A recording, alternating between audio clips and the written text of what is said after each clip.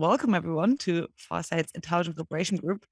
This is a group that we started last year together with Mark Miller and Christine Peterson to discuss the book on intelligent cooperation that we've been writing. The book is now out on Substack, so we're really, really excited about that.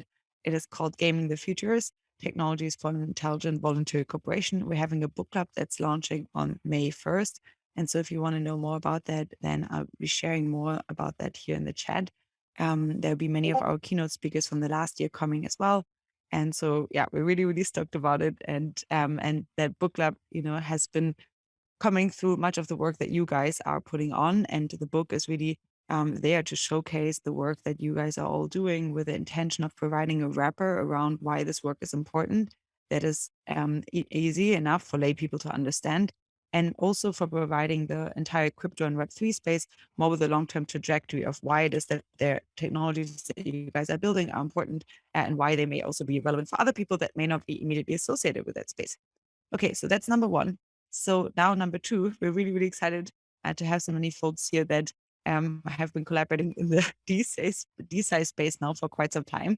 And so as I'm still meeting a bunch of folks, many of them will also be presenting, I just want to give a shout out to a few people who we've been having one workshop at ETH Denver in about a month ago now. Basically, a bunch of us that were already broadly involved in a DeSci conversation, so about how it is that we can best decentralize science, have gotten together. A few of these conversations were already had at Vision Weekend, our annual member gathering in San Francisco and France, and I'll share a few more videos on that. But we had 2 panels on tech trees and on decentralizing science, and had a few kind of like initiating conversations there. At the same time, Eugene and Smart Contract Research Forum and Shadi and OPSI have been also thinking about like very similar ideas.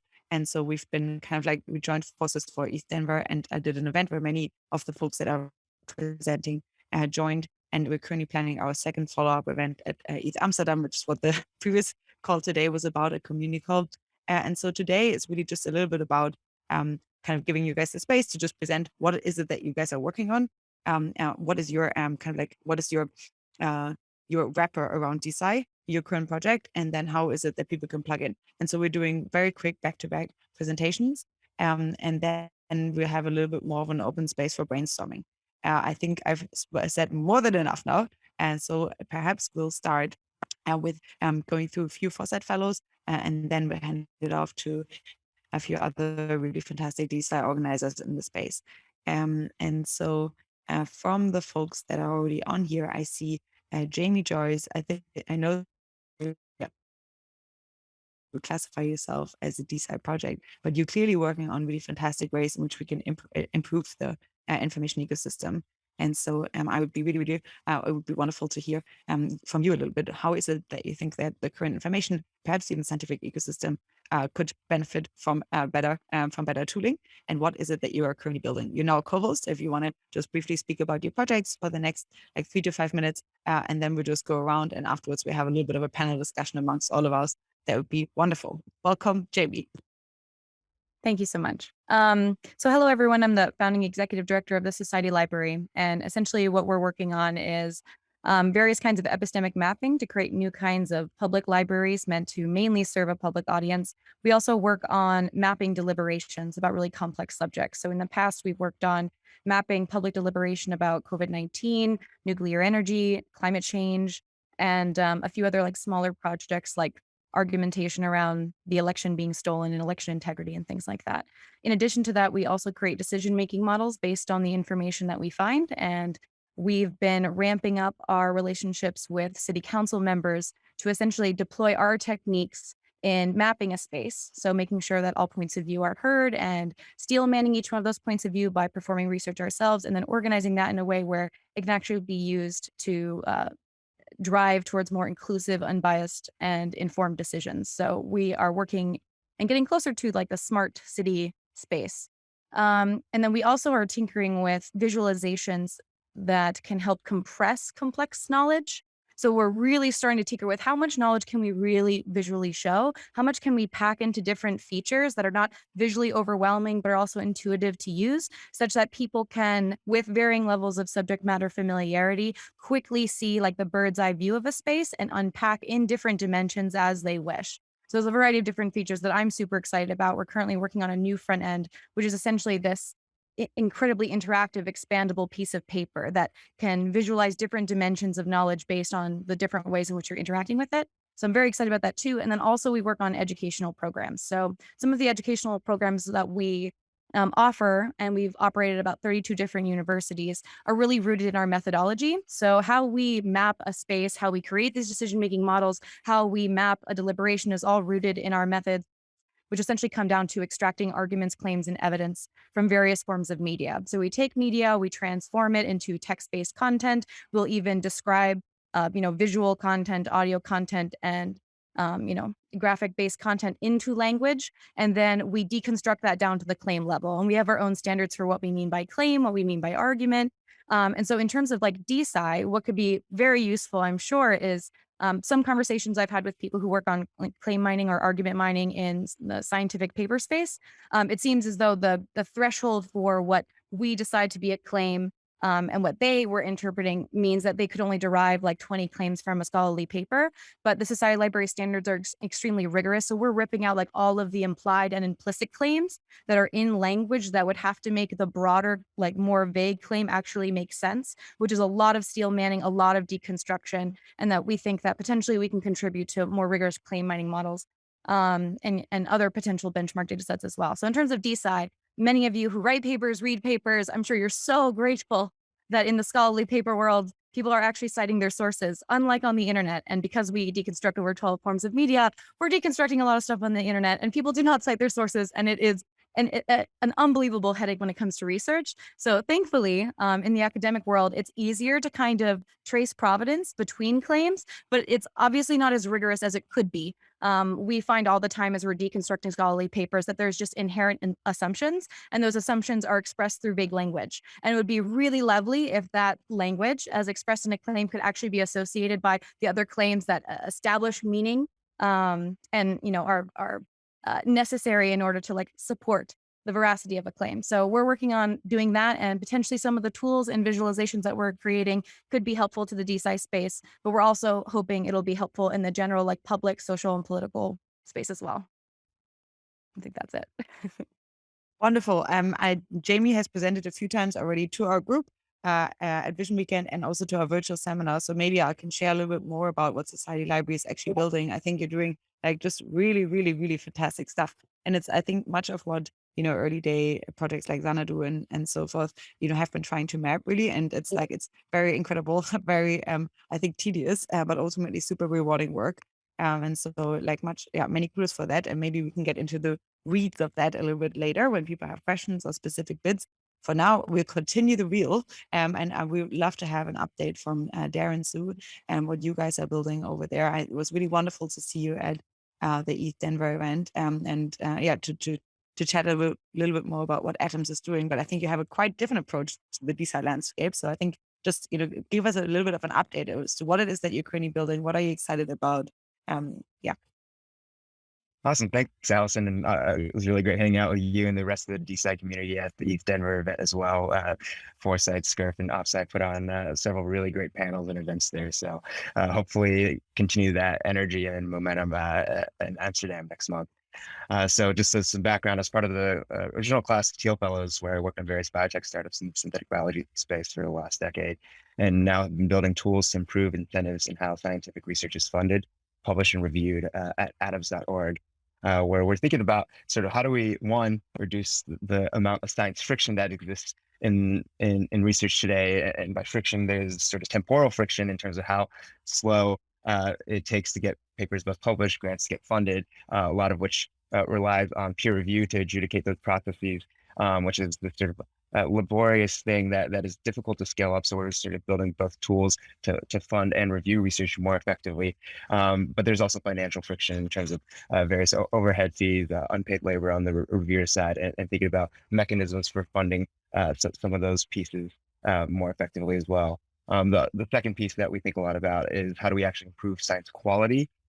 People have talked a lot about sort of the replication crises in various fields, and how do we actually incentivize and reward people to share both negative results and replication attempts. And some of the tools that we've been building on the funding side for funding new grants and bounties and prizes can also be used to fund replication bounties and other possible sort of mechanisms for incentivizing higher quality science to be done. And the third thing that we think a lot about is sort of how do we enable more edge science to be done, generally speaking? How do we find the sort of high risk, high reward research that tends to be underfunded? Sort of, I think it's been top of mind for a lot of people with the stories about how sort of modified mRNA research was done back in the early 90s by Koepellinger, which struggled deeply to sort of raise funding, resulting in Koepellinger losing her tenure position and eventually having to rely on a collaborator, Drew Weissman, who had some sort of spare funding that bootstrapped a lot of the early modified mRNA work.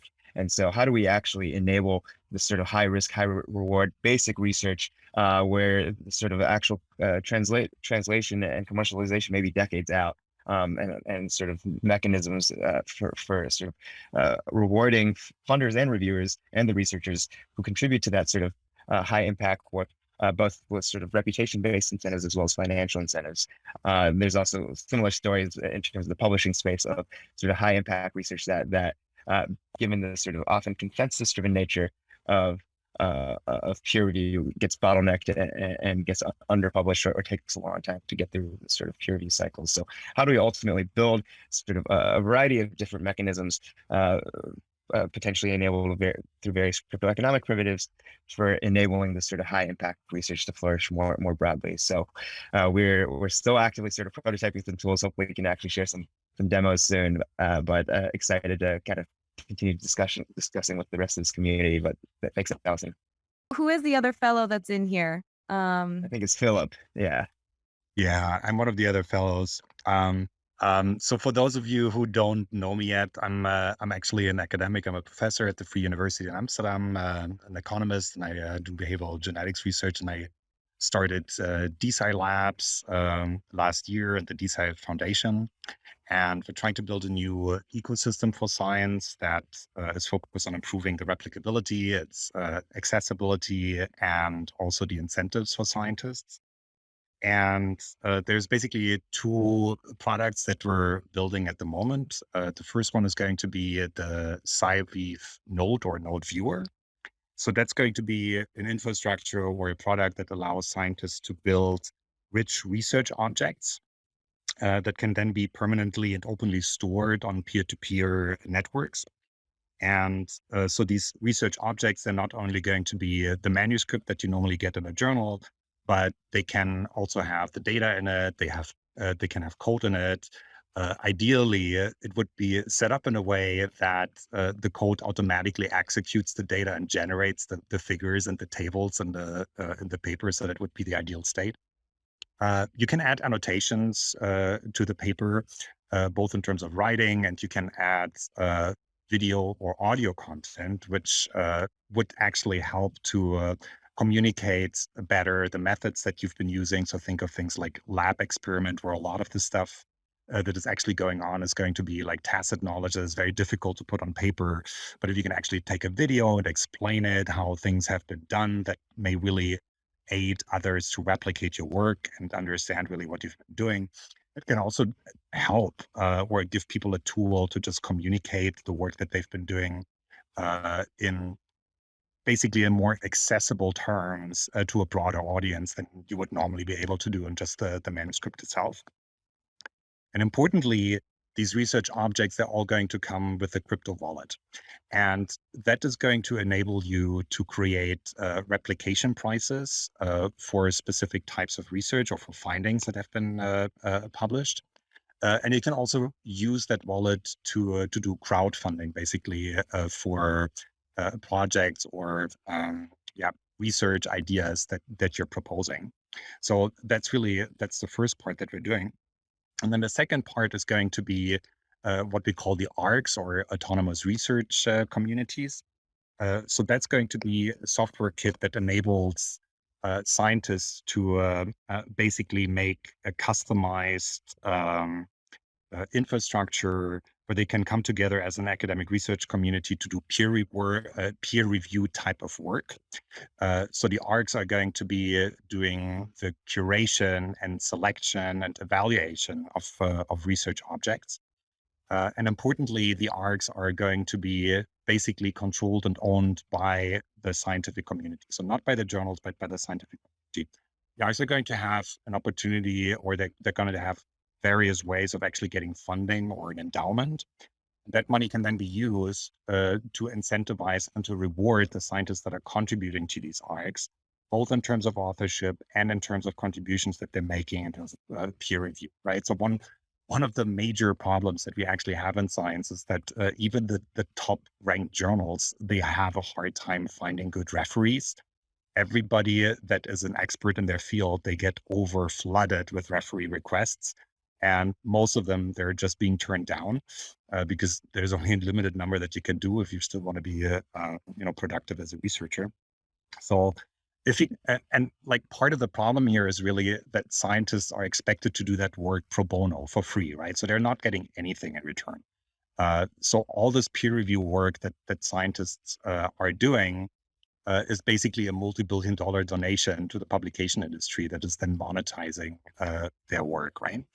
And here with the ARCs, we're trying to change that, to give them an opportunity to basically reward the referees for the work that they're doing. And if you can actually reward them financially, I think there's also going to be a better chance of actually getting high quality reviews on time.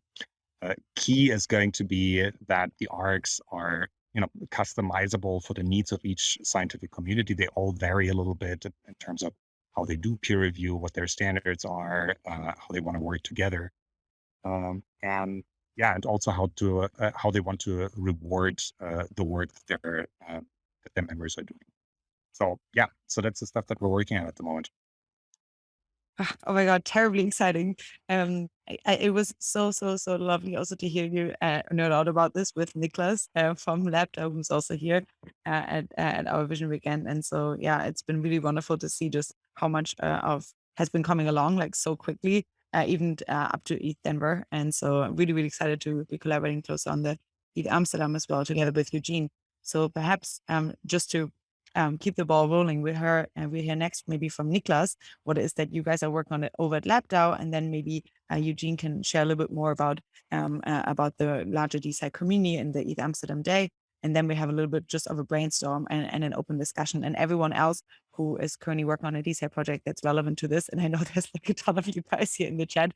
Perhaps you can do a quick report out as well, just that people are a little bit aware of just what other people in the space here are building. Okay, wonderful. Niklas, we'll hear from you next. Are you off the plane yet?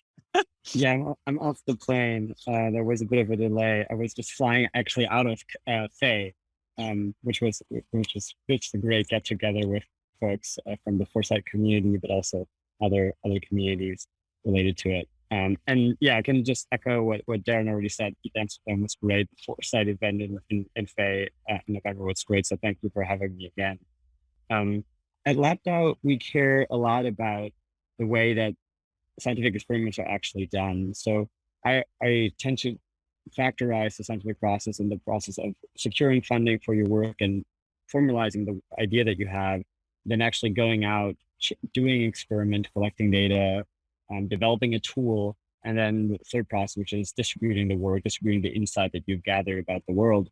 And I think Philipp and Darren's project, they're doing extremely important work around how do we fund scientists that might be relatively underfunded, that are high risk, or how do we distribute scientific insights and improve the process of reviewing assets.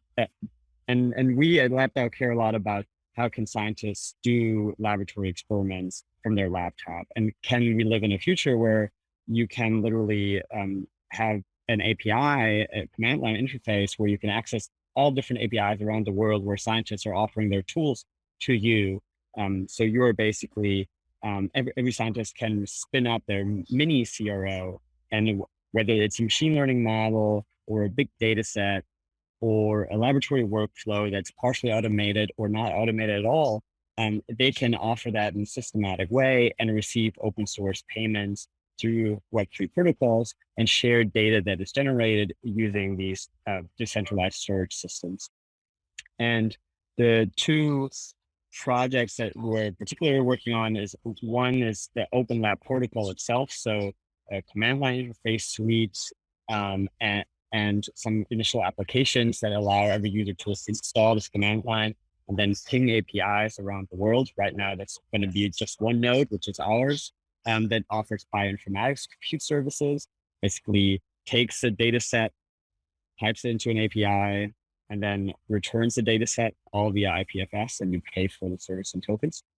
And then in the future, there's also a project, which I guess is somewhat related to the idea of the ARC for the reviewing service, but this time it's an ARC for the doing of science. So I currently call them Open Lab teams out of a lack of curiosity and creativity, which is just say, okay, let's build a tool set for scientists to come together, just like in the open source community, this has already been happening on these GitHubs. Can we basically get this sort of decentralized starter pack to scientists where they say, okay, with a click of a button, I have a GitHub, I have a Discord, and I have a multi-sig wallet. That's actually all I need. I get a bit of like lab tokens maybe to start with, and then I can start developing my tool, deploy it, run experiments with tokens on Open Lab, and basically compose this manuscript in real time using open source methods, which I believe is generally a pretty good source of inspiration for how we're going to build DeSci overall. So those are the two projects we're working on in LabDAO. Right now, we're focusing a lot on bioinformatics compute because that's relatively easy to build out, and we don't need lab space, but we're a relatively ambitious bunch, so we want to get into our fingers wet eventually. But right now, we're mostly doing computational work. Thank you. Wonderful. Okay, man, so many developments even since the last time we touched base on this. This is like the space is moving so fast. It's crazy. Like we just all met at Denver and at Vision Weekend, and since that, so much has happened already. I'm getting a major update. So thanks a lot. I'm really enjoying this. Okay, wonderful. And perhaps Eugene can provide a bit of a wrapper as to where potential follow-ups at ETH Amsterdam may lie that come from this. And then I have a bunch of questions for you that are a little bit more panel style. And also if there's audience questions or if other people want to chime in on something, then I would really love to welcome that too. Eugene, it's nice to see you again. Yeah, thank you, Allison. And yeah, pleasure to see you and Philipp again after the Amsterdam planning call. And yeah, I'll just briefly, I guess I'll do a quick shameless plug on the Scurf side because we are running an open peer review experiment. And then I'll also just mention some general DeSci community stuff. And if anyone is just interested in seeing a list of who is kind of self-identifying into being part of this DeSci community, I think we have just around 50 different organizations on this list. And yeah, it's very exciting to see because I remember after the last call that was in January that Foresight organized, where I first heard Philipp and Jamie and Darren speaking, and I got really excited about it and put together the list shortly afterwards. It grew from a handful to over 50 in little time, which is exciting to see. But yeah, so I'll start with the Scurf side or Smart Contract Research Forum, where I am leading out the operations and outreach side. We're a grant-funded org specifically focused on advancing Web3 research. I won't bore you all with the full spiel of what we do, but the relevant part for this conversation is an experiment that we're starting to run around open peer review. And specifically, what does open peer review for independent researchers look like? And excuse me, we are very interested in trying to figure out what does providing peer review as an open public good that is free to the researchers themselves look like if they just want to enhance their research, right? If they're not shooting for a specific publication target or going through that kind of environment, and especially recognizing just the volume and the percentage of sort of the innovations that have come in Web3, how much of that has come from more of the independent researcher side as opposed to traditional academic outputs. We definitely are interested in understanding how to accurately kind of plan a program where we provide high quality peer review to independent researchers, but also that we create a way to compensate peer reviewers, because we think the fact that peer review is currently done more as service part of your teaching job is not the ideal structure. And we've also had very interesting feedback in talking to some academics where if you just come in and say that, hey, we're going to disrupt the way you do peer review for your major publications, and especially if you go to kind of top research institutions on the planet, that's generally not received too well, at least so far in discussion. But what we found is when you talk to those same exact people and you say, hey, I'm not trying to change the process of how you get your research published in Nature and whatever top journal you're shooting for. We want to provide research or provide peer review to a class of researchers who have never had systematic and formalized peer review. And we want to do that in a fully transparent way and to play around with the experiments and to play around and experiment around what that could actually look like, including incentivizing reviewers, including incentivizing advisors who help structure this program, and how to share all of those learnings with other fantastic projects, such as everyone who's spoken so far today, to share how that's going and learn from each other. And so I'm very happy to say that I know I see Patrick Joyce from Research Hub is also on the call, and our communities are actually doing a bit of a community call swap next week, where we're going to have open peer review discussions with both of our communities. And we really want to make sure that we're not trying to experiment in isolation, but that we do it as publicly as possible. So if anyone wants to learn more on that side, please let me know. Definitely happy to chat about it. To quickly answer William's question, just request access and I'll grant you edit access. And that's sort of been the model so far. Is anyone who wants to add their own organization or any other projects that you're aware of, either just let me know and I'll update them myself, or very happy to just grant you access to it. And we're talking to a few folks about how to make that kind of tool much more usable and friendly and community driven, which is a convenient segue to the other thing, which is general DeSci community planning. So I don't know, a few of us have kind of fallen into just being community stewards around all of this exciting activity. And we're both trying to figure out how do we continue all of the energy that came together in Denver, because I was absolutely blown away by what I was worried was going to be one of the most sparsely attended events. Consistently had 100 to 150 people, got fantastic reviews from all the people who worked the event. And I just didn't realize that we would effectively form this little group that would hang out for all 10 days and try to avoid the rest of the conference and just talk together about how we can improve science using Web3 or other means. So it was just such a pleasant environment to get to be in and such a wonderful community to be part of. And so now we're thinking, how do we do a live event in Amsterdam? And we're currently planning DeSci Day in Amsterdam on April 20th, right in between Global Governance Gathering and Shelling Point. We're also speaking to both Shelling Point and Global Governance Gathering to make sure they also have DeSci activities highlighted there as well.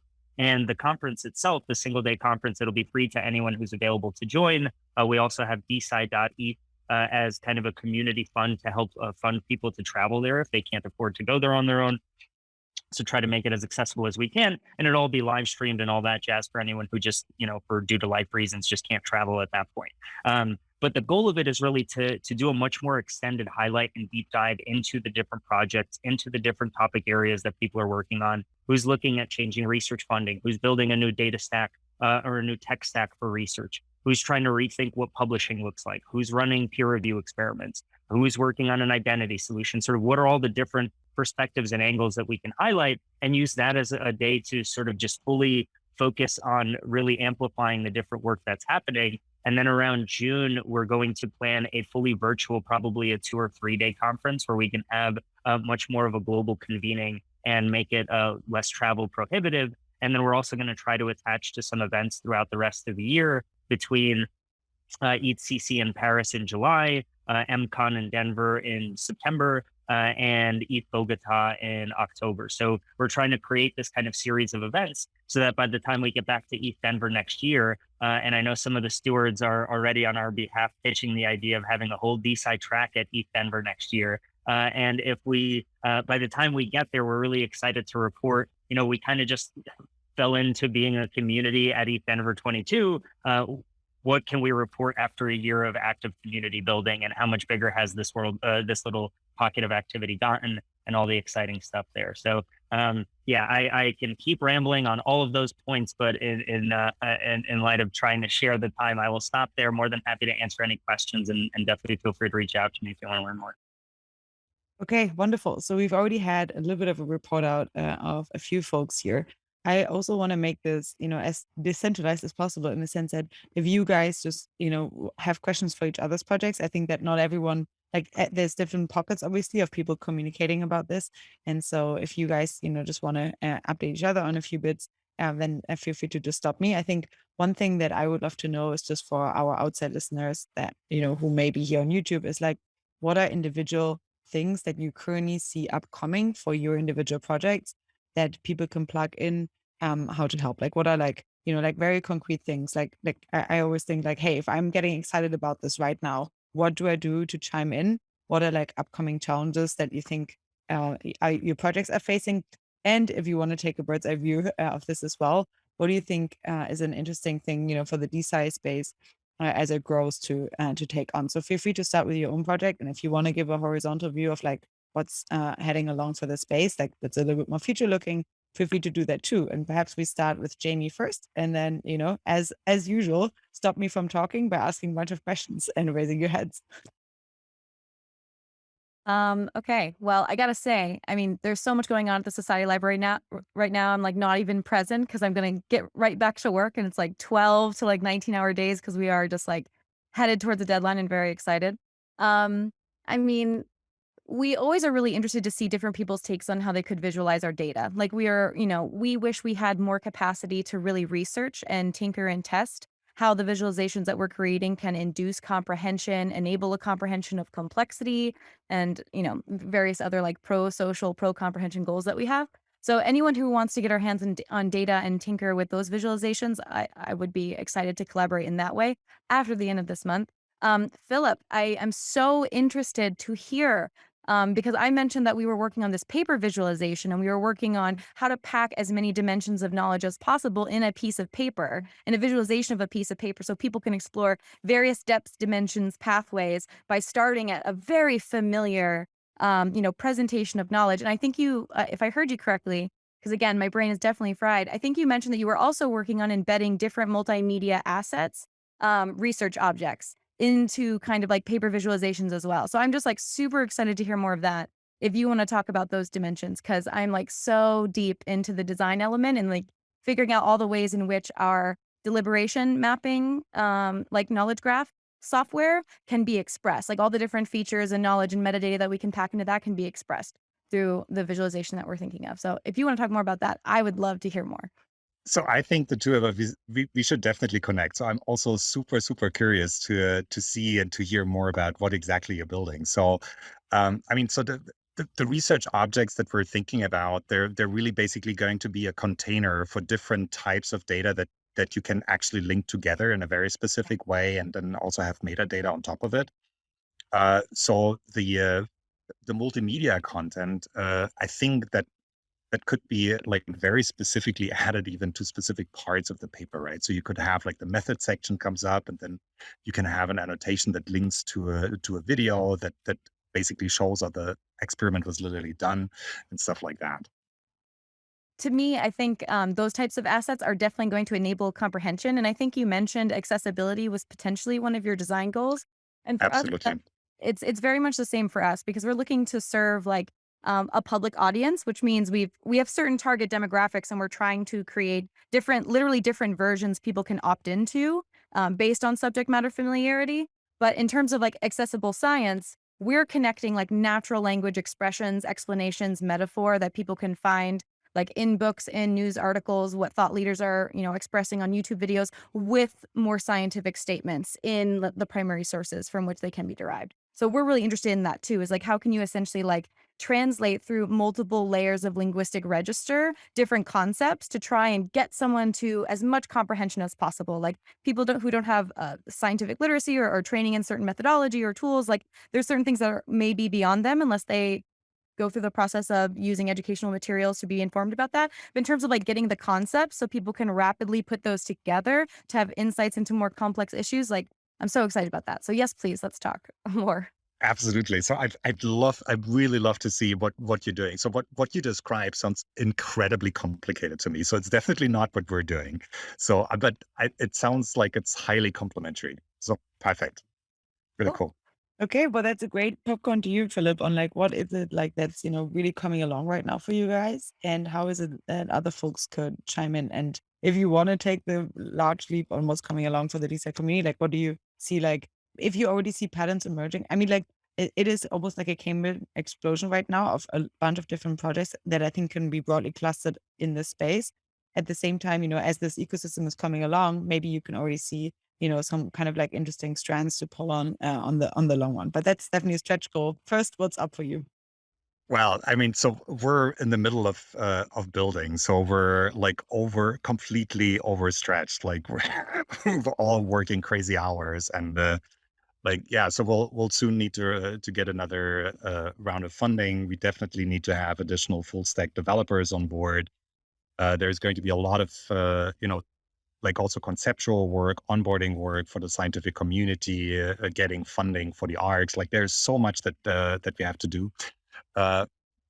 We obviously have a Discord. The Discord is going to be professionally managed very soon. So it's going to have sort of like the first layer is going to be like instruction and learning. So for scientists to learn about Web3, for Web3 people to learn about science.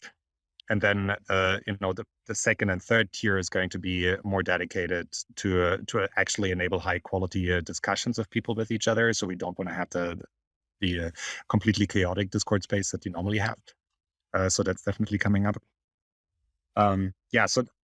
So just coming back to this meta question that you raised about trends in the community. So I just jumped off a Twitter what was it, a Twitter space call that Eric van Winkel was hosting, and so my takeaway from that call was that really there is like, I think, two different types of tendencies that I see in the DeSci space. So there's definitely one tendency for people to use the Web3 technologies to enable certain types of research and to fund certain types of research that would otherwise not happen, or that would get pulled under the rug, or that are not perceived as legitimate or as important enough. And then there is the other strand, which is primarily trying to onboard like the vast majority of the scientific community and those that are currently already quite well funded and quite well published, but to make their work more accessible to everybody and more transparent in terms of how it gets evaluated and more replicable. I hope that at some point both of these things are going to be possible, but I do see that there is a bit of a tension between these two goals. For sure. And I think for now, like, a bunch of experimentation, I think is really wonderful. I think, what Eugene already mentioned of like coming back next year to East Denver, like at that point we will know like a bunch of projects, that may have merged, that, like that panned out, that didn't pan out. And so I think that like ultimately this like meta, this meta like discovery of like the stuff that works is like so exciting. And also, just as an aside, I think like professional Discord management, man, that would be like a really, really great community service, or like, because like just bouncing around between the different Discords that are kind of like proto DAOs at this point, and having someone actually go through this. And I think Eugene actually suggested this, someone like webbing through the different Discords and actually doing a little bit of a like meta communication across them, that would be really valuable. But yeah, Discord is definitely a different topic for a different day, but like much appreciated the comment. Okay, cool. Darren, what do you think? What's currently up for Adams, and then like any long-term trajectories that you see in this space? Yeah, for sure. There's a lot of work that we've been doing sort of around decentralized peer review mechanisms, incentives, product design. And actually, we just had a nice catch up with Philipp last week and his team, and Eugene a few days ago, and finding ways to sort of collaborate and coordinate with other projects in the space that are thinking about peer review and sort of curation, and ways to really think about at this early stage of how do we build things in an interoperable way where we can actually collaborate with a lot of other projects in the system, and also sort of share learnings, share design, both from a product standpoint, but also from a mechanism standpoint. And so that's something sort of that we're actively thinking about, is how to kind of collaborate with other projects in the system. The other thing that I think is important is also thinking about what are sort of targeted almost research verticals to kind of try out and prototype these tools with first. And so I think perhaps there are people in the Foresight community, especially researchers who might be interested in trying out some of the tools that we've been building. And so as we kind of get closer to being able to demo and launch them, it would be awesome to see if there are researchers who are they sort of looking for funding, looking for review, or looking to sort of share the results and find ways to potentially plug those folks into some of the tools that we're building. Looks like Will has a question. If you want to jump in, go for it. Cool. Hey, Darren. Hey, everybody. Hey, good to see you again. So I guess I'll start by just putting my hand up as like one of the research areas. And so I do quantum computing stuff. And with Unitary Fund, we do kind of like Web 2 decentralized things. But the specific question I had was about the peer review. So in my space, actually, one of the leading journals is a nonprofit, like community run journal that Unitary Fund actually helps sponsor and support. Are you interested in like partnering with an existing journal to try out some of this peer review stuff, or do you want to start from scratch? I think we'd be very open to working with existing journals as well. I think there's always a question in some ways, in especially in the crypto community of sort of exit versus voice, right? Again, can you sort of reform existing institutions, or do you have to sort of design new ones? And I actually think there's a compatibilist approach where you could both try things with existing journals. And I actually remember talking to Josh, who I think just on the call here, Josh Tan at East Denver, about sort of existing overlay journals and sort of the mechanisms there, and are there ways to sort of work with them as we also think about completely new venues, new places to publish. So that could be an interesting place to collaborate. Thanks for bringing that up, Will. Yeah, whenever it's useful, let me know.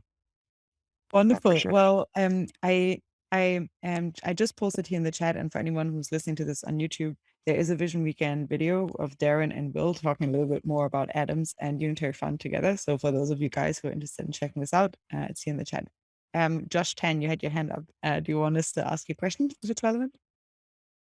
No, I just wanted to offer and say, yeah, we talked, Darren and I talked a long time about, the peer review and sort of like new sort of funding strategies. And I gave him, I don't know, good news or bad news, but the sense of like, I also kind of run this journal called Compositionality, which is a archive overlay, sort of nonprofit run journal.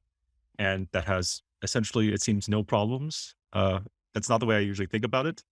But actually, I would be also interested in not necessarily like try to get more funding or even like sort of do peer review, but just explore how we can, use that as a vehicle for testing some of these ideas. Because I think it's an interesting kind of science.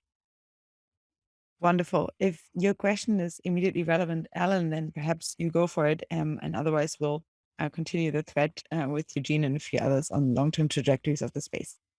Yeah, you're talking about peer review for journals, but the conferences, it's quite different.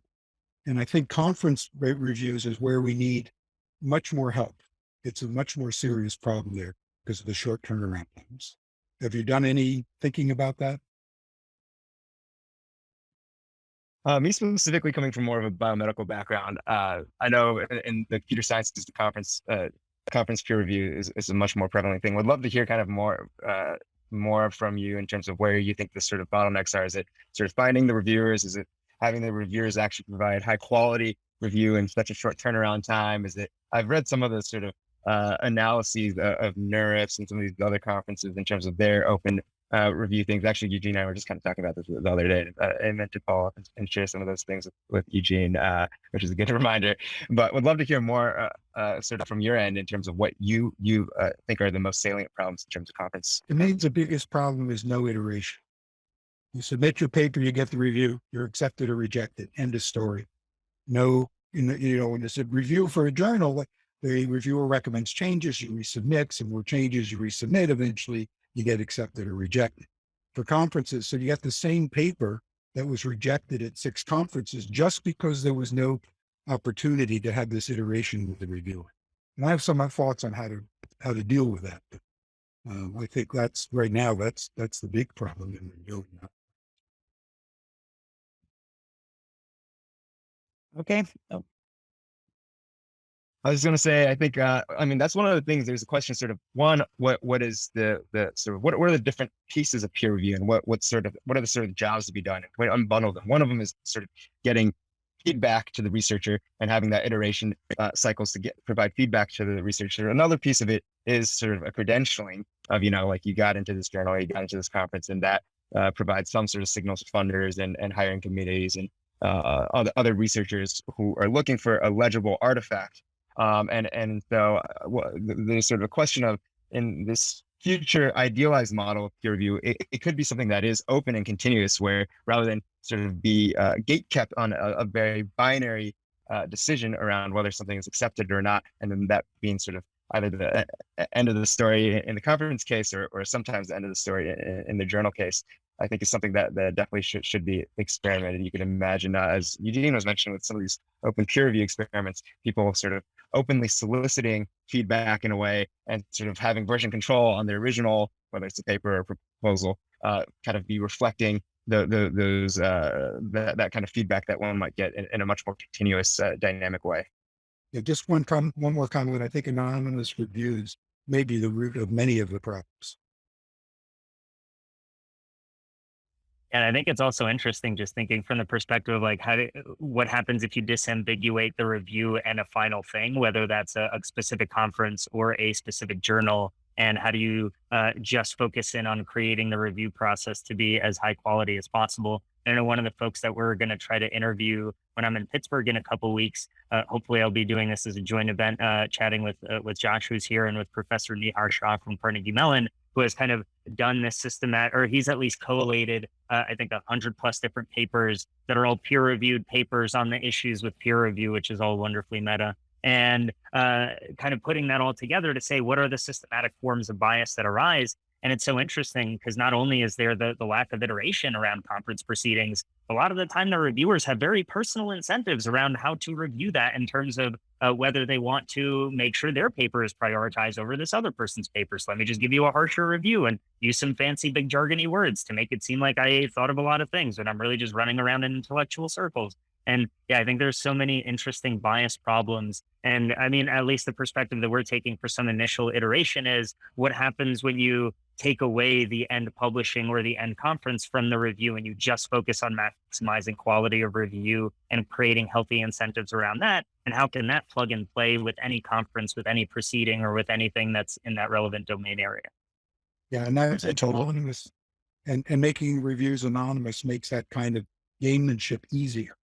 If your name was associated with the review, you wouldn't do that. Yeah. So just to add to that, so I think like from a meta perspective, the two big problems are the binary outcomes that we have in many fields in science. So get accepted, get not accepted. And the other one is intransparency, and like pseudonymity of referees is definitely one aspect of that. Another one is that typically it's the referee reports are not even available, not even in the case that you do get accepted in a journal or in a conference, right? So there's just complete intransparency about how that binary decision came about. And I think this is, so if you want to improve science, that's probably the two levers that we need to play with. So make the system not binary, but continuous, and dynamic, and make it much, much more transparent. I think one thing that was also brought up at Edith was like the possibility of doing maybe still pseudonymous reviews, but you could still have like a positive reputation system where you track reviewers based on positive pseudonyms. So I wonder, like, what kinds of there is definitely a trade-off between having them all out in the open versus having them entirely anonymous. So I wonder if there's any way, if you thought about this at all, about like I guess different types of reputation systems that could be built on this. Anyone? Yeah, and at least from our perspective, we're definitely interested in seeing if it's possible to A/B test that as much as we can. We're the way we're thinking of it is, what is the minimum viable peer review process, and how do we keep adding different features to play around with beyond that? So from that perspective, I think pseudo-anonymity is a really interesting one to explore. And I could see environments where there are reasonable reasons as to why someone's like, if it's I don't know, if it's a small enough field, then decent chances are people already know who it is no matter what. But there might be certain environments that pseudo-anonymity makes sense. And I think if there can at least be persistent reputation around it, that can potentially alleviate the, it's not really a no skin in the game problem, but the element of like, oh, I can be as harsh and mean as I want because my real identity will never be disclosed. And whether or not I have other biases is not known to anyone except the editor who pulled me in, or the conference proceeding chair and committee. So I do think that's an interesting one to just try to get a better sense of and actually get data around. Because what I have not found yet is a group or an environment that has done it one way, switched, and sort of went back and actually has data across what did revealing identity actually cause. It seems like some groups are hyper committed to the letting it be anonymized. Some groups are much more pushing in the open direction. And if anyone is aware of any pseudo-anonymous based peer reviews, please let me know. That would be really interesting to look into and factor in as we're planning our experiment. I mean, so some journals have started playing around with this concept that referees can actually decide whether their referee reports are going to be published along with the paper, and then they have a choice to either reveal their identity or not. So this is the closest that I've seen to this in practice. Okay, wonderful. Eugene, you want to share like a bit more on the previous that of the conversation? Just what's next for any like meta threads that you see in the community, and then I'd love to hear from Niklas too. And if there's any more questions from you guys, let us know before we wrap up with next steps. Yeah, absolutely. In terms of the SCRF specific open peer review experiment that we're running, we're happy to bring on other folks who are looking for sort of part-time researchers to just help us explore, help us do the background research, make sure we're pulling in as much information as possible. So yeah, happy to chat with anyone who might be interested in something like that in terms of getting a grant to support us around some of that activity. And all that's going to be publicly available. So not looking to sort of hide any information that we find. And then the other side, in terms of the DeSci community, I mean, pretty much everything that's happening is all volunteer led at the moment. So if anyone enjoys planning events, if anyone wants to help think through the website, if anyone wants to help think through how to create sustainable funding at the high level community level and not individual, if anyone wants to, what's the other? Oh yeah, there's a writing working group, and I feel like I'm forgetting some other ones. There's a bunch of working groups that came together. And on the SCRF side, we're also going to be doing a collection and series of DeSci related podcast episodes. So that's also, I actually just had a chance to interview Patrick earlier this week. And we're initially starting with the folks who have been working on this for a while. And then we'll expand to doing different kind of highlights and exploration. So whether you just want to provide some thoughts or you actually want to get more meaningfully involved in the long run, yeah, definitely happy to chat about any of that and at least direct you to other parts of the DeSci community if you ever are just looking for who's doing what kind of thing. Always feel free to ping me. Wonderful. Well, we hope to share the spreadsheet with a YouTube video for sure. And then maybe Niklas, let's see if he's currently catching another transit flight or if he can also share what's next for LabDAO. Yeah, that would be wonderful to hear. Yeah, so right now we are very much also just rushing to getting a first version out that I think is ready for people to criticize. And we think that the first version is very much this command line interface. So a tool that you can install that allows you to upload data on your laptop. So for example, you have sequencing data, you can upload it to IPFS, and then you can process it using an API that we're set up. That's sort of the first product that we hope to be able to launch by the mid of April. So hopefully at ETH Denver, I can do a live demo, fingers crossed. And not ETH Denver, ETH Amsterdam. And then I think something that's currently on my mind quite a bit is what are the sort of standards that we're agreeing on, and what are the sort of low level technologies that we agree on should be powering, for example, these publications. And I am very strong in favor of using something as simple as a Git or a GitHub, just to take some inspiration from, I think, the open source community and the stuff that's already been working pretty well, and giving scientists a tool that they're maybe already familiar with to, at a low level, create this content, and then a lot of the decentralized sensitive distribution content can sit on top of these sort of lower level, maybe more technical tools. And I think the computer science community is an awesome example. Just sort of going through the experience of publishing an article in Europe's myself a couple of years ago, and then comparing that to like the painful process of trying to get something published within the Nature publishing group, it feels like decentralized science is already here. It's just not evenly distributed. These communities are already doing it. I think we just need to do it like a couple of tweaks left and right and build better user interfaces. And then we're probably already pretty well positioned, I think. Wonderful. Okay. I want to leave some space. We have 4 minutes left for anyone in here to either pull on one of the threads or to provide another update.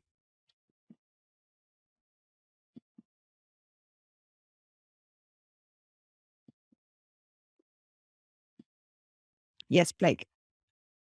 Yeah. So I'm curious to hear from folks who are spearheading these projects. What do you see as the engineering challenges or as the scientific challenges? I know this is like meta science, but I think there seems, or what are the operational challenges? Which of these dimensions do you think is sort of like key bottleneck to progress? Wow, guys, take it away. 3 minutes. This is a great question. I'll go quickly on it just because for me, these things like there's engineering, there's tech, there's all the things that you mentioned. But I think the culture might end up being the hardest one to change because especially for people who are very deeply ingrained in this is how science works, that might be many generations before we fully shift the mentality. Yeah, Vitalik has this post, the most important scarce resource is legitimacy. And I think, in some ways that is the bottleneck, is like, how do you actually get these things to become credible tools, especially in a field that I've sort of described as being very prestige captured. And that very much is driven by the culture, as Eugene says. Maybe one comment from my side would be legitimacy is the number one limiting factor right now. If we had a couple of key scientists adopt our tools, that would be a strong signal for everybody else in the community. But I think the key to that legitimacy is just being really useful. Just be better than the status quo. Be so good that they would be foolish to ignore what we're building. And I think then it will just organically seep into these circles and then start from there. I could press a bit further in the 60 seconds we have left. Right. So legitimacy, yes, right. Being so good they can't ignore you. Okay, that helps you get to be legitimate. How do you become so good? And is that a technical challenge, or is that again a cultural? I think so. I think that's a technical challenge. Like so in my head, like I'm super focused on this running stuff perspective. In my perspective, if I can build a plugin that makes running Nextflow pipelines, so all these bioinformatic pipelines that are horribly unreproducible, if I built the tooling that can allow an open source community to run cloud compute in a non-centralized way, I personally am very biased, but I personally believe that will be pretty cool. And then people will start to gravitate towards that. And sort of every university cluster can be a bit like an AWS. And have like its own tokens that you pay for the compute. I think that's pretty cool. And sort of building that, I think is challenging. It's pretty hard, but I think it's a worthwhile endeavor. So yeah, +1 for technical challenge.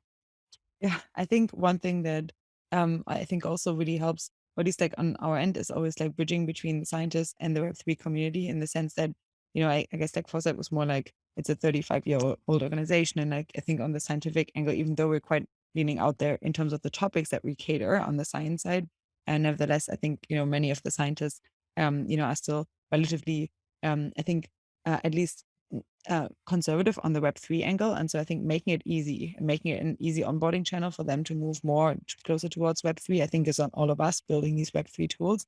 And then I think through that, we can enable also the scientists more to join. On that note, Foresight is doing a biotech tooling conference later in May, May 21st, 22nd. And there's a few of you already that are joining for this one.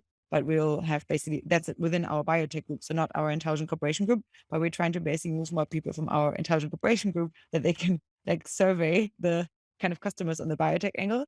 And I think Niklas is joining us, and Vincent and a few others here as well. So if any of you on this call is interested in joining, that's definitely a good way to interview some customers that we're building tools for.